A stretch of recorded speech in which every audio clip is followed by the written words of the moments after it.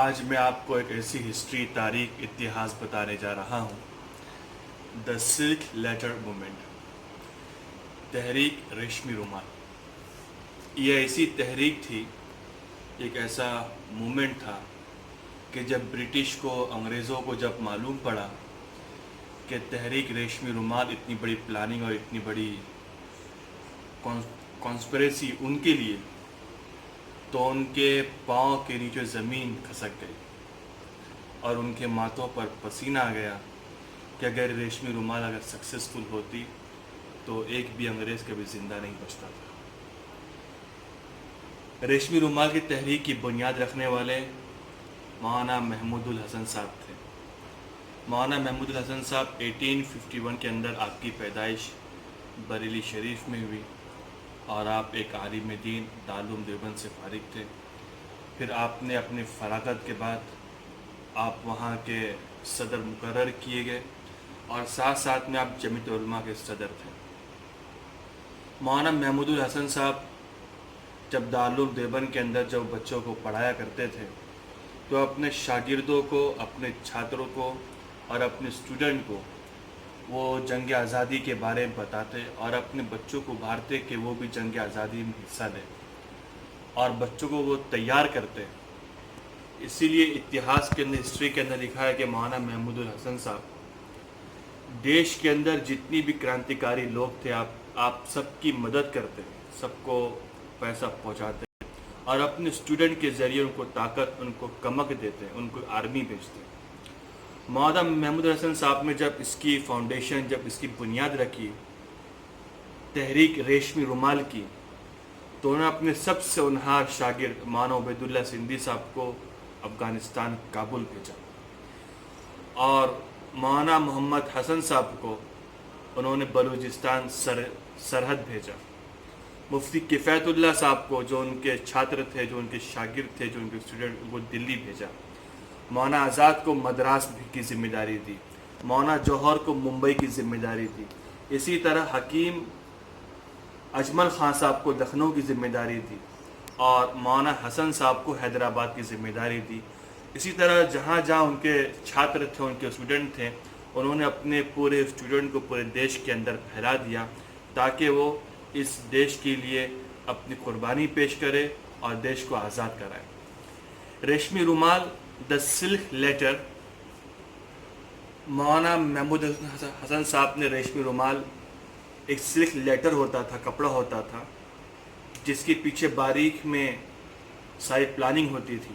تو مولانا محمود حسن صاحب نے، جو اس وقت اوتھومین امپائر تھی، خلافت عثمانیہ،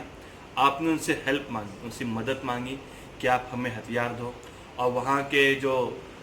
انور پاشا تھے وہ اس بات کے تیار ہوئے اور اوتھومین امپائر خلافت عثمانیہ کے جو خلیفہ تھے وہ بھی تیار ہوئے اور ساری پلاننگ ریشمی رومال کے اوپر ہوئی کہ فلاں تاریخ کو 26 کنٹری اوتھومین امپائر کی، جو اس وقت بلغاریہ تک تھی اور یورپ تک تھی، اور اس وقت سعودی عرب بھی اوتھومین امپائر میں تھا، دبئی اوتھومین امپائر میں تھا، سیریا اوتھومین امپائر میں تھا، پیلسٹائن اوتھومین امپائر کے اندر تھا۔ اتنی بڑی اوتھومین امپائر 26 کنٹری ایک ساتھ برٹش پر اٹیک کرے گی اور ساتھ میں مولانا کے جو شاگرد جو پورے دیش میں، جو پورے دیش ورس میں جو پھیلے ہوئے تھے، وہ بھی اٹیک کریں گے تاکہ انگریز اس اٹیک کی تاب نہ لا سکے اور وہ جنگ ہار جائے۔ لیکن بدقسمتی سے پنجاب کے جو CID کے ہاتھ میں ریشمی رومال لگتا ہے اور جب انگریز اس ریشمی رومال جب پڑھتے، اپنی پلاننگ جب دیکھتے ہیں تو ان کے پاؤں کی زمین کھسک جاتی ہے کہ اتنی بڑی پلاننگ کہ 26 کنٹری ایک ساتھ اوتھومین امپائر اٹیک کرتی اور افغانستان جو اس وقت اکھنڈ بھارت کے اندر تھا، یونائٹڈ انڈیا میں تھا، بلوچستان جو اس وقت پاکستان کے اندر ہے وہ بھی انڈیا کے اندر تھا، اگر سارا اٹیک ایک ساتھ ہوتا تو ایک بھی انگریز وہاں پر نہیں بچتے تھے۔ نہ تیرے بدن سے نہ تیرے آستین سے آئے گی، یہ ہمارے اتہاس، ہماری تاریخ ہے کہ نہ تیرے بدن سے نہ تیرے آستین سے آئے گی، ہم ہی شہید ہوئے ہیں، ہم ہی سے آئے گی، تاریخ بدل رہے ہو تو بدل ڈالو، ہماری خون کی خوشبو زمین سے آئے گی۔ مولانا محمود الحسن صاحب کو انگریز قید کرتے ہیں 1980 کے اندر اور مالٹا کی جیل جو یورپ کے اندر ہے जजीरा, वहाँ पर आप उनको जेल के अंदर भेज देते हैं। मौलाना महमूद हसन साहब के साथ उनके शागिर्द, उनके छात्र, उनके स्टूडेंट, उनके शागिर्द मौलाना हुसैन मदनी रहमतुल्लाह अलैह, मौलाना उज़ैर गुल, ये भी उनके साथ कैद में होते हैं। तो मौलाना मदनी रहमतुल्लाह अलैह कहते हैं कि मौलाना महमूद हसन साहब को अंग्रेज़ रात को बर्फ़ की सिल्ली पर लेटाते थे और खूब मारते थे, और जब दिन होता था, जब तेज़ धूप होती थी तो नीचे अंगारा बिछाया जाता था और मौलाना महमूद हसन साहब को उस अंगारे के ऊपर लेटाया जाता था, और वो अंगारा जो बुझता था मौलाना महमूद हसन साहब के खून टपकने की वजह से बुझता था।